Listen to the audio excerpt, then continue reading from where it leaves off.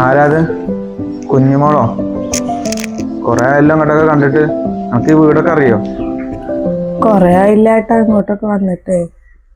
ഞാൻ ഏട്ടനെ അമ്മേനെ എടുത്തമ്മേനെ ഒക്കെ ഒന്ന് കാണാൻ വന്നതാ. വിപ്ലവം പറഞ്ഞ് വേറൊരുത്തന്റെ കൂടെ ഇറങ്ങി പോകുമ്പോ അന്ന് കണ്ടില്ലല്ലോ ഈ സഹോദര സ്നേഹം അമ്മ സ്നേഹം ഒന്നും. ഇപ്പൊ എന്തേ കെട്ടിയനെ ഉപേക്ഷിച്ചപ്പോ വേറെ എവിടെ ആശ്രയം ഉണ്ടായില്ലല്ലേ? എന്റെ സ്ഥിതി വളരെ മോശമാണ് ഏട്ടാ. പട്ടിണിയാണ്.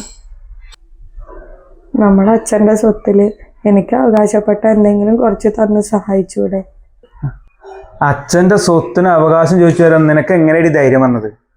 മേലാല് നീ വീടിന്റെ മുറ്റത്തേക്ക് കാല് ചവിട്ടി നിറഞ്ഞ അടിച്ച് പൊളിക്കും ഞാൻ നിന്റെ കാല്.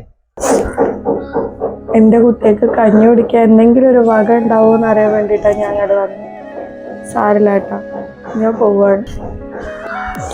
എനിക്ക് തെറ്റ് പറ്റിയിട്ടുണ്ടാവാം, എന്നാലും ഞാൻ ഏട്ടൻ്റെ കൂടപ്പുറപ്പല്ലേ.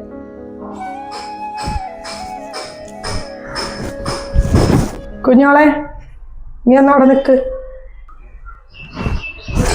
നിങ്ങൾക്ക് ഇന്നൊരു വിലയില്ല എനിക്കറിയാം, പക്ഷെ എനിക്ക് നിങ്ങളോടൊരു കാര്യം പറയാനുണ്ട്. എന്താ എനിക്ക് പറയാനുള്ള കാര്യം? നിങ്ങൾക്ക് സ്നേഹത്തിൻ്റെയും ബന്ധത്തിൻ്റെ ഒന്നും വില അറിയില്ല എനിക്കറിയാം.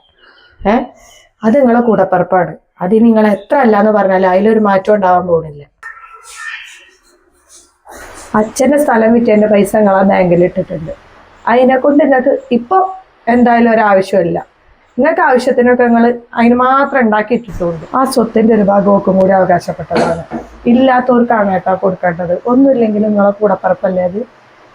നിങ്ങൾ ഈ സ്വത്ത് മുഴുവൻ കെട്ടിപ്പിടിച്ചിരുന്നിട്ട് നിങ്ങൾക്ക് അതിനെ കൊണ്ട് ഒരു ഉപകാരം ഉണ്ടാവാൻ പോകുന്നില്ല. ദൈവം നിങ്ങളോട് പൊറുക്കില്ല ഏട്ടാ. അത് നിങ്ങൾ എത്ര വലിയ വിശ്വാസിയായാലും അത് നിങ്ങൾ മനസ്സിലാക്കിയാൽ നന്ന്. എനിക്ക് അത്രയും നിങ്ങളോട് പറയാനുള്ളൂ.